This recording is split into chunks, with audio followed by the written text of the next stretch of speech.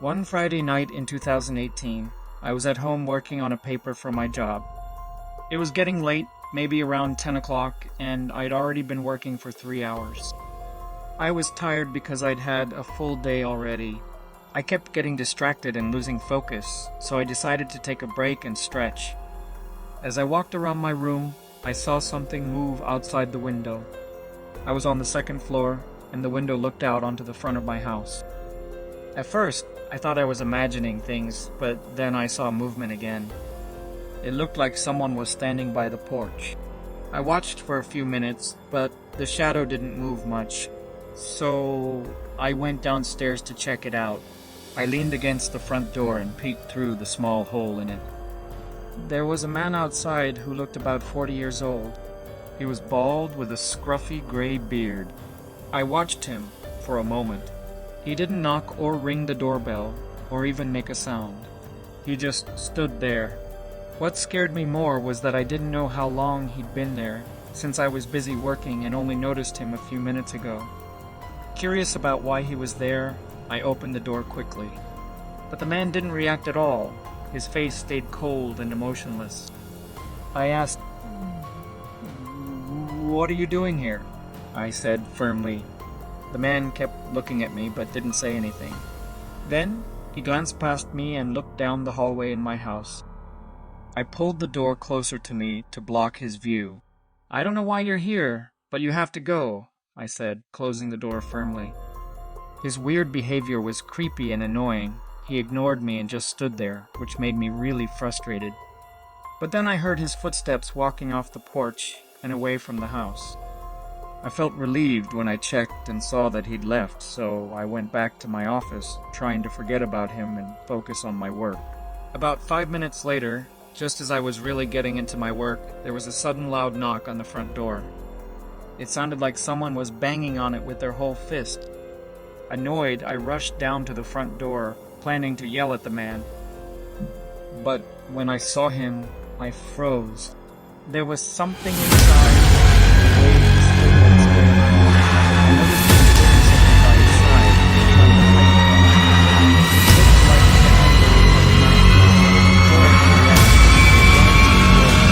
I jumped back and grabbed it, then struggled to lock it as he tried to turn the handle from the other side. After I managed to lock it, he banged on the door for a few seconds before running away. I stood there, trying to catch my breath, still feeling shaky from the adrenaline. I went back to my office and called 911. The man was never seen again after that, and we never found out what really happened that night.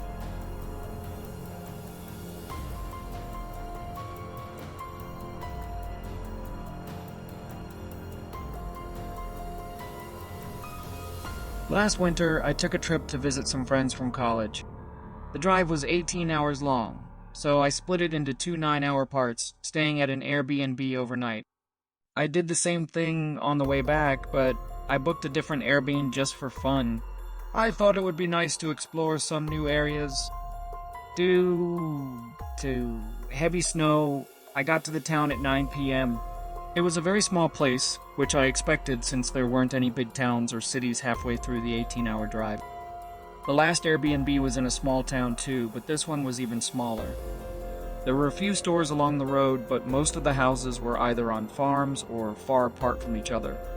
When I arrived at my Airbnb, it was secluded like the other houses around, but the outside had a modern touch to it. It had some cabin-style elements, but it seemed different from the other houses nearby. I parked on the gravel driveway and entered the code to get inside. The house looked just like the pictures I'd seen online. I walked around, checked out all the rooms, then put my stuff in the bedroom and relaxed on the couch. As soon as I sat down and grabbed the remote, I heard a tapping noise behind me. I quickly turned and saw a woman outside the window tapping on the glass. Her hair was messy and long, and she had a strange look in her eyes. She pointed to the front door and then walked away. I got up, feeling my heart racing from the surprise, and went to the door. I wasn't really scared, but I didn't feel safe either. I opened the door a bit to talk to her. She smiled and said she needed help. I waited for her to explain, but she just said she lost something on the road outside. I looked out but couldn't see anything in the dim light. "I'm not sure I can help," I said. Her smile faded and she repeated herself about losing something on the road. "Sorry, I can't help," I said again, closing the door. I waited until I heard her leave, then went back to the couch. I wasn't sure if she was just strange or if something else was going on, but it was a weird way to meet someone from the town. I watched TV until 11 p.m. when I went to bed. I think I still felt uneasy because I had trouble falling asleep. I remember lying in bed for an hour, then suddenly waking up in the middle of the night. I heard a noise coming from the front of the house. It was quiet, but in the silent house, it seemed loud. I immediately thought of the lady from earlier. I got out of bed nervously and walked down the hallway to the front door to see where the noise was coming from. I hurried over to stop them, but the door opened just as I got there. I pushed my weight against it as hard as I could, and someone on the other side did the same. I'm pretty strong, but whoever it was outside had to be strong too.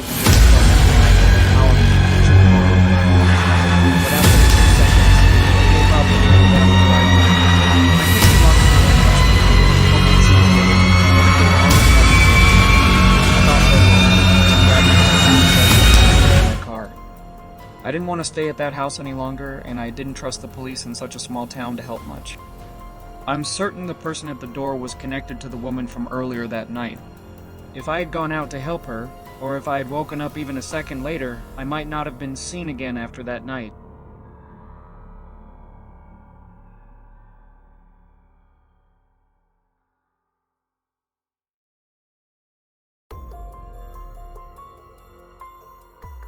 A few years ago, in the fall, I decided to go camping in Colorado.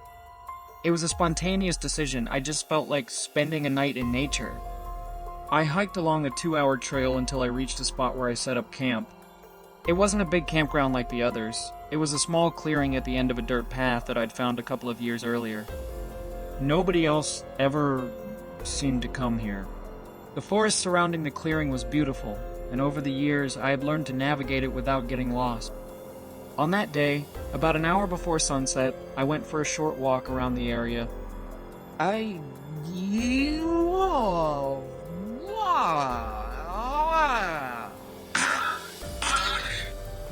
walked around for about 20 minutes when I noticed something ahead, a man walking in the woods like me. He was about 60 yards away, so pretty far, and he didn't seem to see me. But what caught my attention was how he was walking.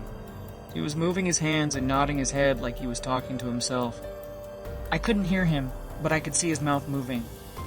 I waited to see if anyone was with him, but he was alone, just talking to himself.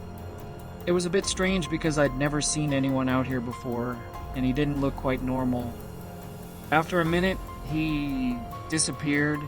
I turned back and went to my tent, not feeling comfortable being in the woods with that guy around. After waiting for about half an hour, I started a campfire as the sun had set. I sat on a folded chair and spent the next hour mostly thinking to myself, trying to clear my mind. Then, about 2 hours after sunset, I heard something in the distance. I moved away from the fire toward the trees to listen better. It sounded like someone talking or mumbling far away in the woods. What made it even stranger was that I didn't see any flashlight or source of light. The person was walking out there in the darkness.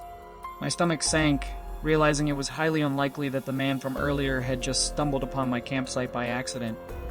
I stayed quiet and listened, hoping he didn't know I was there and was just passing by. 30 seconds later, the voice faded away. I wasn't entirely convinced that all of this was just a coincidence. I covered most of the fire, leaving only a small flame burning to avoid making too much light. Then I waited and listened. The next hour was unsettling, to say the least. I didn't hear or see anything, but the anticipation made me feel uneasy. And then, around 11:00 p.m., footsteps rushed toward my campfire from directly in front of me.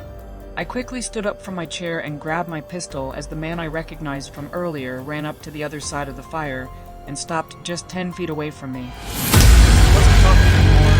Instead, he had it wasn't an exaggerated smile, just a slight as I aimed at him, he silently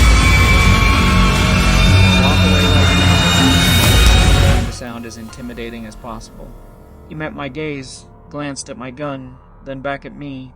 His grin disappeared, and for a moment, it felt like he was about to make a move. But then he smiled again and walked off into the woods. I wasted no time packing up my things with one hand while keeping my pistol out, then left in the opposite direction. The whole way back, I was paranoid, thinking I heard the man's voice again.